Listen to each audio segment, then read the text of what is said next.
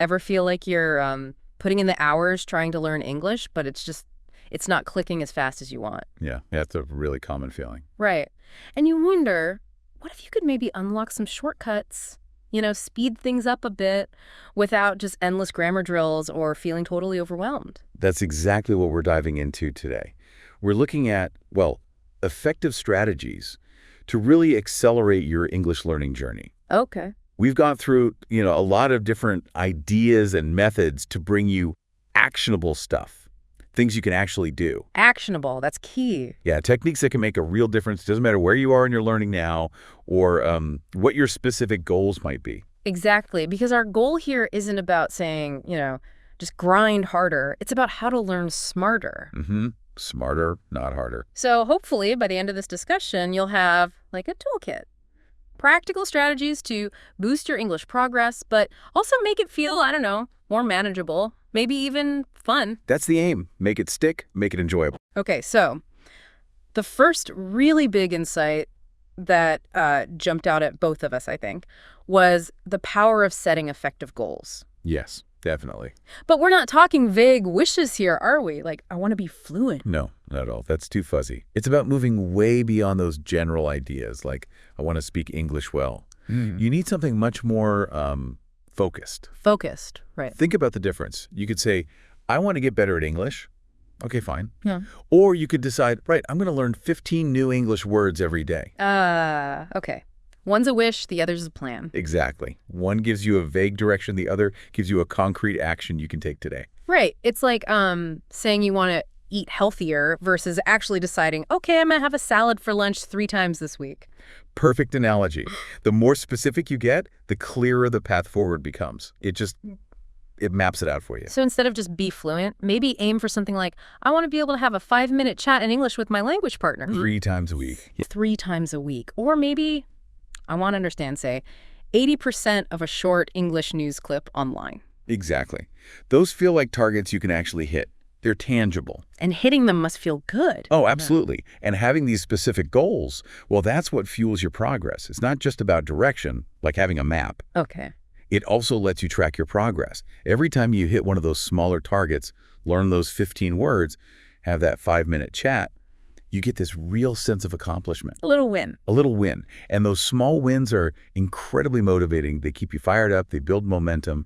You start to believe you can actually do it. Okay, so specific trackable goals are step 1, which leads us nicely into this idea called the SMART method. Ah, yes, SMART goals. Now, if you haven't heard of this before, it's a really handy framework, isn't it, for setting goals that actually work? Can you give us a quick rundown what SMART stand for? Sure. Yeah, it's super useful. SMART is an acronym. It stands for specific, measurable, achievable, relevant, and time-bound. Okay. Specific, measurable, achievable, relevant, time-bound. Got it. Let's break it down with an English learning example. Instead of, I want to improve my English vocabulary, too vague. Right. A SMART goal would sound more like this. I will learn 10 new English vocabulary words related to technology. Okay, specific. Every week. That's measurable 10 words. Achievable. Well, 10 words a week sounds pretty doable, right? Mm-hmm. Achievable. Yeah. Relevant, maybe you work in tech or you're interested in it, so it's relevant to you. Makes sense. And finally, time-bound. For the next month. You've set a time frame. Ah, okay. Specific, measurable, achievable, relevant, time-bound. I see how that turns a wish into like an actual plan. Learn 10 tech words weekly for a month. Much clearer. Precisely. It gives you structure, gives you clarity, no more guesswork. Okay, great. So we've got our SMART goals figured out. We know what we're aiming for. What's the next big piece for speeding things up? This one's huge. It's about creating daily immersion in English. Immersion. Okay, that sounds intense, like moving abroad. Well, that's the thing. You don't have to pack your bags and move to London or New York to get the benefits of immersion. You can actually create it right where you are, at home. Okay, that's a relief for a lot of people, I bet. So how do we do that practically? How do we weave English into our everyday lives if we're not, surrounded by it? Think about your existing habits. What do you already do every day? What do you listen to? Music, podcasts, maybe? Exactly. So switch your music playlist to English artists more often. Got a commute? Yep. Or doing chores. Pop in an English audiobook or find some podcasts in English on topics you like. Okay. Use that dead time. Totally.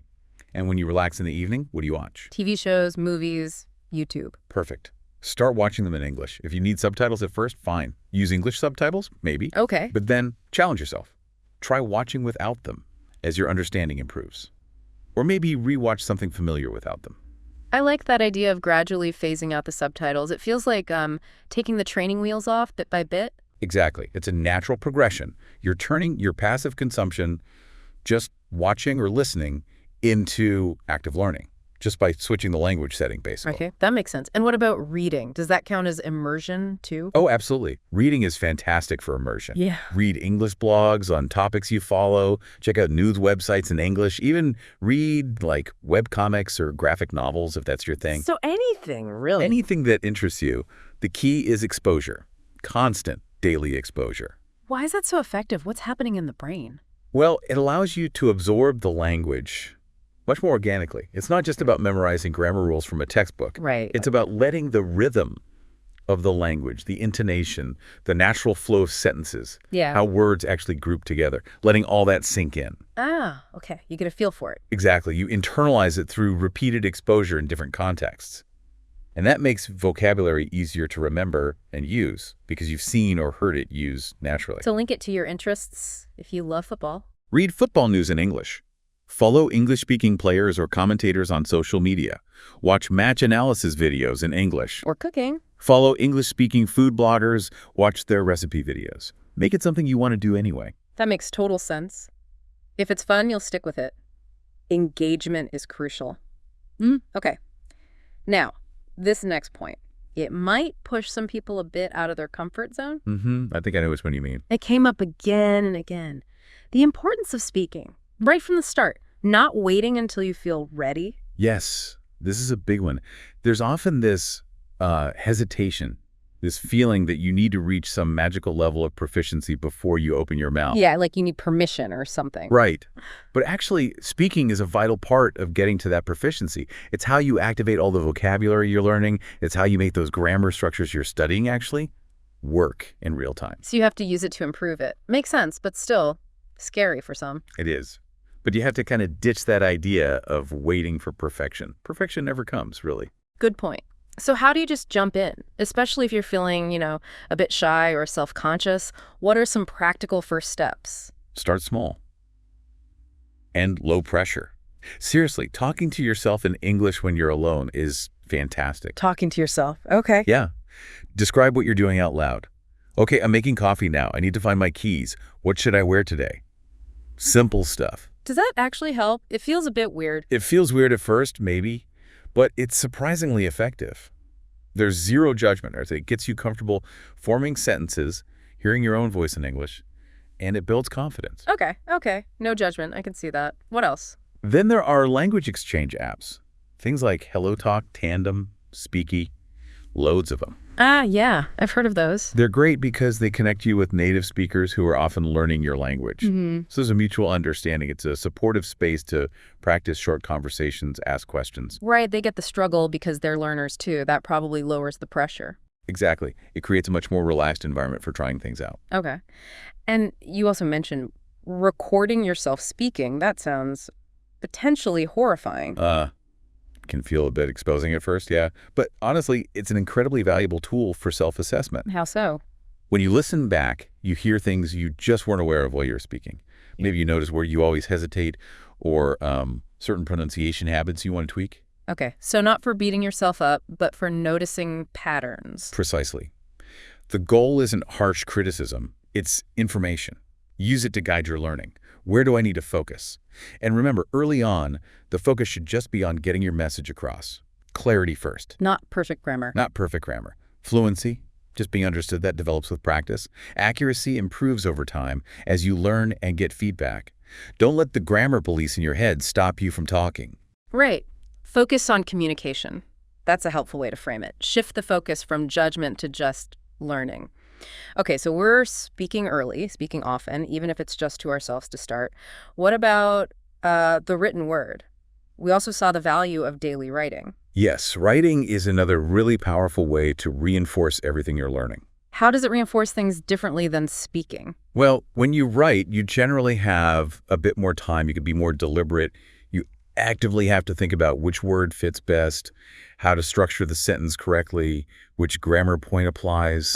It's slower, more conscious. Exactly. It's a more focused way to engage with the mechanics of the language than speaking sometimes allows, especially spontaneous speaking. Yeah. And even short, regular writing exercises can make a big difference. Okay, so what kind of exercises are we talking about here? We don't need to write essays every day, right? Oh, heavens no. Keep it simple. Keeping a journal in English is a fantastic start. If anything, like a diary. Yeah, just jot down your thoughts, what you did that day, maybe react to something you read or watched. Doesn't have to be profound. The act of forming the sentences is the practice. Okay, what else? Engaging online in English. Leave comments on blogs or social media posts about your hobbies. Join a forum that gives you real-world practice in short bursts. Right, interacting with others. And if you need English for work or just staying in touch with people, practice writing those emails or messages. Even just drafting them helps solidify things. So again, making it practical and relevant to your life. Always. And you mentioned, or we noted, that writing helps with grammar awareness too. How does that connection work exactly? Because you have that time to think, you can consciously try to apply the grammar rules you've been learning. You can look things up. You can review what you've written, maybe spot your own errors. Self-correction. Yes. And if you can get feedback maybe from a language partner, a tutor, or even using online grammar checking tools, that's even better. It highlights your specific weak spots and helps you understand why something is wrong. It's a much more deliberate, reflective process than just speaking. Makes sense. It's like putting language under a microscope for a bit. Okay, so we've covered setting smart goals, immersing ourselves daily, jumping into speaking, and adding writing practice. But it feels like there's more. It's not just about how much you do, but how you do it, right? This idea of learning smarter, not just harder. Absolutely. This is crucial for efficiency. It's all about being strategic with where you put your learning energy. Okay, so less brute force, more targeted effort. Exactly. Instead of trying to, memorize the entire dictionary. Please don't. No. Focus on what's going to give you the most bang for your buck, linguistically speaking. Prioritize high-frequency vocabulary. High frequency, the common stuff. Yeah. The words and phrases you actually hear and will need to use most often in everyday conversation. Concentrate on the common sentence structures, the basic patterns. And functional language, how do you actually do things with English? Ask questions, give directions, express needs, agree, disagree. The practical tools for communication. Right. Getting a solid grip on that core gives you a much stronger foundation to build everything else on, rather than getting lost in obscure words or complex grammar you rarely encounter. Okay, focus on the essentials first. That sounds way less daunting. Yeah. And we also saw recommendations about using smart learning tools. Yes. Technology offers some amazing resources these days. We're really lucky in that respect. Like what? What kind of tools are genuinely helpful? Well, for vocabulary, spaced repetition systems, SRS, are fantastic. SRS like Anki or Quizlet. Exactly like Anki or Quizlet. They use algorithms to show you words or phrases right before you're about to forget them. It forces your brain to retrieve the information, which strengthens the memory. So it adapts to you. Yes. It adapts to how well you remember each item. It's way more efficient than just cramming lists of words. It optimizes your study time and really helps move vocabulary into your long-term memory. Okay, SRS for vocab. What else? Grammar checkers can be useful too. Tools like Grammarly or Language Tool. Oh, yeah, for writing. They can give you instant feedback on your writing, catch errors, and often explain why something is wrong. It helps build that awareness we talked about. Good point. Any other tools? And don't underestimate educational platforms like YouTube. There are tons of brilliant channels dedicated specifically to English language learning. Like BBC Learning English or? Yeah, BBC Learning English is great. Speak English with Vanessa. Loads of them, covering everything from pronunciation to idioms to grammar, often in really engaging ways. Find creators you connect with. Wow, okay. Lots of tech help available. Anki, Grammarly, YouTube. Good tips. And I also like that idea about learning in chunks, not just single words. Can you unpack that a bit? Sure. Think about how native speakers talk. We don't usually speak word by word by word. No, it flows. Right. We use common pairings and phrases like little blocks of language. So instead of memorizing how, then are, then you, then doing as 4 separate items. You learn how are you doing? Exactly. Yeah. You learn the whole chunk. How are you doing? Nice to meet you. Can I help you? On the other hand, You learn how the words naturally fit together, their typical partners. And you can just use the whole chunk immediately. Right. You can deploy it directly in a conversation without having to mentally assemble it from scratch each time. It makes your speech sound more natural and fluent much faster. It's about acquiring these functional units of language. That sounds much more efficient, yeah. Yeah. And more practical for actually talking to people. Which actually brings us to another really interesting principle we found, the 80-20 rule. Ah, the Pareto principle. Yeah, the Pareto principle applied to learning English. For anyone not familiar, what's the basic idea here? How can we use this 80-20 thing to learn faster? So the Pareto principle, very simply, suggests that roughly 80% of your results often come from just 20% of your efforts. Okay. Like in business, 80% of sales come from 20% of customers, that kind of thing. Exactly. And the idea is you can apply this to language learning too. It means focusing your energy on the most crucial 20% of the language. Will give you 80% of the benefit. Pretty much. Or at least the vast majority of the benefit, especially in terms of understanding and basic communication. It's about identifying and mastering the highest leverage parts of English first. Okay, so what is that high impact 20% in English? What should we be laser focusing on? Primarily, it's the most common words. Seriously, the statistics are pretty amazing. The first 1,000 most frequently used English words cover a massive percentage, maybe 80–85% of everyday spoken English. Wow, just 1,000 words? Roughly, yeah. Get up to maybe 2,000, 3,000 common words, and you can understand a huge amount of normal conversation in written text. So focusing vocabulary efforts there first is super efficient. Okay, top words. What else is in the magic 20%? Basic grammar structures. You don't need to master every obscure tense and conditional form right away. Nail down the present simple, past simple, present continuous, future with will and going to. The fundamentals that carry most conversations. Core tenses, got it. And essential phrases for daily interactions. The functional chunks we talked about. How to greet people, say thank you, excuse me, ask for help, ask for the price, order food, give simple opinions. The survival phrases, almost. Kind of, but they're more than survival. They're the building blocks of connection. Mastering these high utility bits gets you communicating effectively much faster than trying to learn everything equally. It's about smart prioritization. Right. Efficiency again. Don't waste time on rare words or complex grammar you won't use much at the start. Focus on the building blocks. That makes a lot of sense. Okay, so we're learning strategically, focusing on that high impact 20%. Now, this next point feels like it could be a real key to unlocking actual fluency. It's about cultivating the habit of thinking in English. Yes. Thinking directly in English, rather than constantly translating back and forth in your head from your native language. Why is that so important? What's wrong with translating? Well, it slows you down. Massively. Every time you want to say something, you have to think it in your language, translate it word by word or phrase by phrase, apply English grammar rules. It's a really cumbersome mental process. Okay, it's inefficient. Very. And it often leads to unnatural sounding English too, because languages don't map onto each other perfectly. Word order is different, idioms don't translate, prepositions are tricky. You end up with sentences that might be grammatically okay, but just sound off. Ah, like English spoken by a native language speaker. You can sometimes tell. Exactly.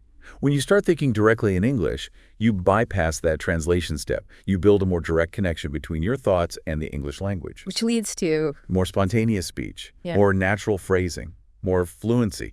You start to just know how to say something rather than constructing it piece by piece. Okay, I'm sold on the why, but the how do you even start doing that? It sounds like a really big mental shift, especially early on. It is a shift, but you start small. Tiny steps. Conscious efforts. Like what? Okay, simple exercise. Look around you right now. See an object, a chair, a lamp, a window. Try to think the English word immediately. Don't think the word in your language first and then translate. Just chair, lamp. Direct association. Yes. Another one. Narrate your simple actions internally in English. I'm walking to the kitchen. I need to drink some water. Just inner monologue, but in English. Okay, like the talking to yourself, but silent. Exactly. Or ask yourself simple questions in English during the day. What time is it? What should I have for lunch? And try to answer them in English in your head. Internal Q&A. Yeah. Or play little mental scenarios. Imagine you're in a shop. What would you say? How would you ask for something? Run through the mini dialogue in English in your mind. Practicing situations mentally. Right. Even just dedicating, say, 5 or 10 minutes deliberately each day to trying to think in English can make a huge difference over time. It starts building that direct pathway and weakens the reliance on translation. Building new mental muscles. Okay, that sounds doable if you start small. Now, as we're doing all this learning, speaking, thinking we are definitely going to stumble, we're going to make mistakes. Absolutely inevitable. And it seems so important, based on what we saw, to have the right attitude towards those mistakes. Oh, completely. Mistakes aren't failures. They're not signs you're bad at English. They are a natural, necessary, unavoidable part of the learning process. Full stop. Easier said than done sometimes, though. That fear of saying something wrong can be really powerful, can it? It can shut you down. It really can. That fear of imperfection, fear of judgment, it's understandable, but it is also one of the biggest roadblocks to progress. If you're too scared to try because you might make a mistake, well, you simply won't improve much. So you have to be willing to sound silly sometimes. You have to be willing to be imperfect. You need to give yourself permission to make mistakes, learn from them, and keep going. Shift your perspective. See errors not as embarrassing failures, but as valuable data points. Data points. How so? Each mistake tells you something. It highlights a gap in your knowledge or a pattern you haven't quite mastered yet. It's feedback. Okay, reframe it as feedback. Yeah. Laugh at the funny ones. And maybe even keep a little mistake notebook. When you notice a recurring error or someone corrects you, jot it down, write the mistake, then write the correct version. Actively track and correct. Exactly. It helps you become more aware of your common pitfalls and actively work on fixing them, rather than just feeling vaguely bad about messing up. Yeah. Turn the mistakes into concrete learning opportunities. Turn mistakes into learning data. I like that framing. Okay, so SMART goals, immersion, speak early, write daily, learn strategically, 80-20, think in English, and crucially, embrace mistakes as part of the process. What else helps accelerate things? We also saw a lot about making it, well, fun. Yes. This is so vital for sticking with it long enough to see results. If learning English feels like a total chore, like eating your vegetables when you hate them, Yeah, you can avoid it. you're going to find excuses not to do it. Motivation will plummet. Consistency goes out the window. The key is to actively find ways to make it enjoyable. Connect it to your passions. Make it engaging for you. And there are loads of ways to do that right. It's not just about games, although games can be good. Definitely not just games, though they can be great. Think about what you genuinely enjoy doing in your free time. Love watching videos. Find English-speaking YouTubers you actually like. Exactly. Content creators who talk about things you care about, hobbies, comedy, science, whatever. If you're a gamer, Play games in English, or join English-speaking servers. yeah. Or watch streamers who play your favorite games.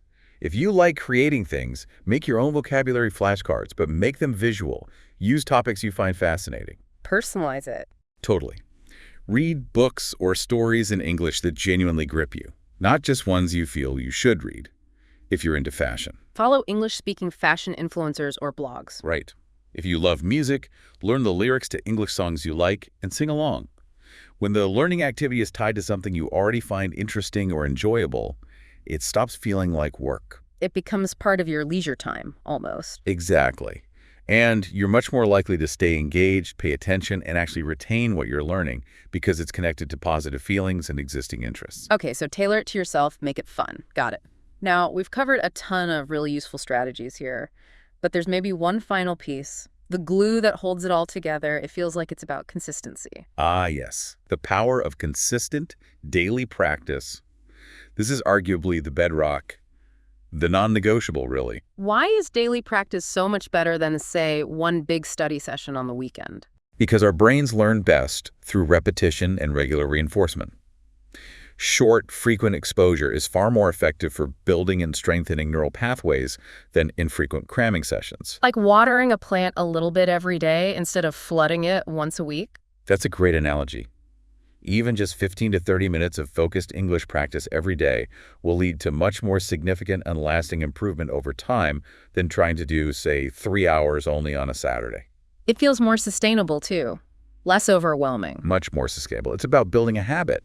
And we talked about ways to do that earlier, finding those small pockets of time. Right, like listening to something at breakfast. Reviewing a few flashcards on your commute or coffee break. Reading a page or two before bed. Exactly. Find those little slots. Make English a small but regular part of your daily rhythm. Repetition is how things move from your short-term working memory into long-term storage. It needs that regular revisit. So how do we make sure we actually do it daily? Life gets busy. Good point. Use tools. Set reminders on your phone. Use a habit tracking app. There are tons of them.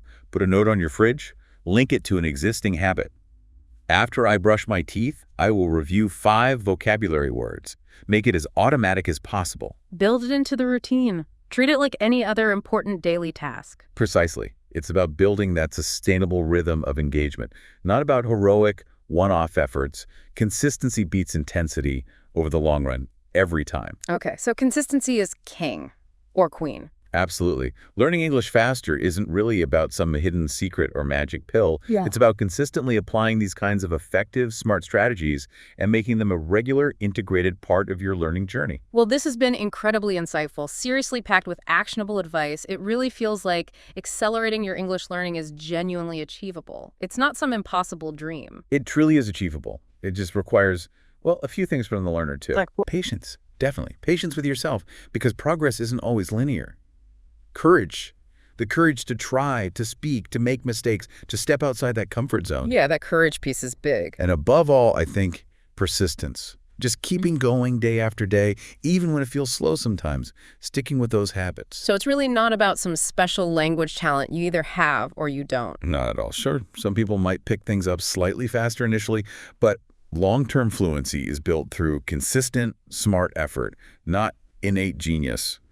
Anyone can get there with the right approach and persistence. That's really encouraging to hear.